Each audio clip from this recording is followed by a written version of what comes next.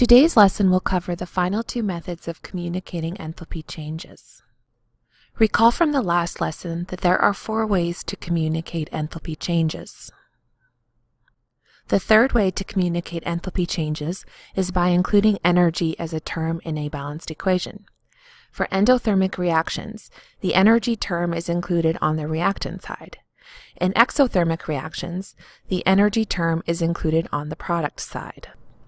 Recall from the last lesson that if the change of enthalpy for the reaction is positive, the reaction is endothermic, and if the change of enthalpy for a reaction is negative, the reaction is exothermic.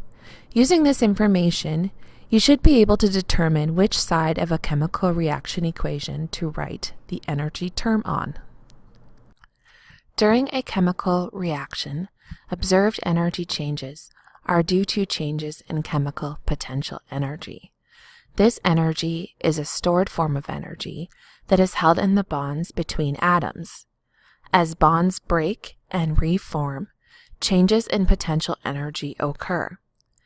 Evidence of a change in enthalpy of a chemical system is provided by a temperature change of the surroundings.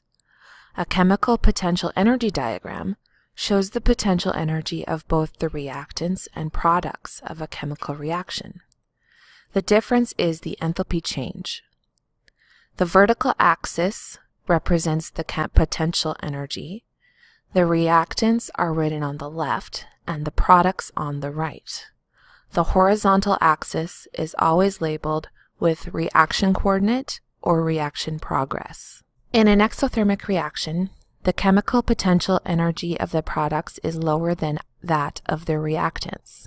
This is shown by a decrease on the diagram. Conversely, endothermic reactions result in an increase in chemical potential energy. This is shown by an increase on the diagram. These diagrams relate the potential energy diagrams to calorimetry.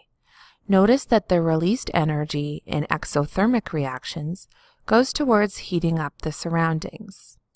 In endothermic reactions, the energy that goes toward making higher energy bonds comes from the surroundings and results in a cooling of the water in the calorimeter.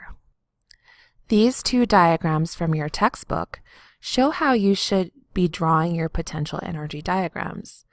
Notice how the actual chemical symbols of the reactants are written on the left side and the products are written on the right side. The amount of energy released or gained from the reaction is indicated on the potential energy diagram. Be sure to include the units. This diagram from your textbook is a good summary of how exothermic reactions and endothermic reactions are presented in each of the 4 ways of communicating enthalpy changes. Exothermic reactions will have a negative sign for the change of enthalpy. The energy term will be written as a product, and the chemical potential energy diagram will show a decrease in energy. Endothermic reactions will have a positive sign for the change of enthalpy. The energy term will be written as a reactant, and the chemical potential energy diagram will show an increase in energy. Please complete the September 14th quiz.